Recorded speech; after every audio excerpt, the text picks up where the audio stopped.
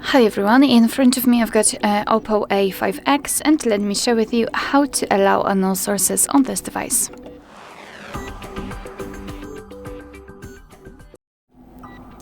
So let's begin with opening the settings, and here we have to scroll down to find the option security and privacy.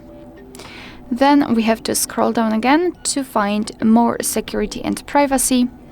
Scroll down again to find installation sources. So right here we've got the list of apps which are allowed or not allowed to install some content, and of course we can change it. So for example, let me choose the Chrome. Let's pretend I'd like to download something from Chrome. So all I have to do is to tap on the switcher next to it, and your device will ask you whether you really want to do it.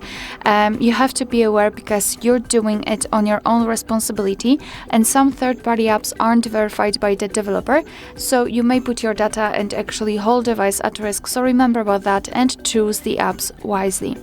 So just tap on allowed if you're ready, and as you can see, the Chrome right now is allowed to install something. Of course you can turn this option off just by tapping on the switch again. Alright, so that will be all.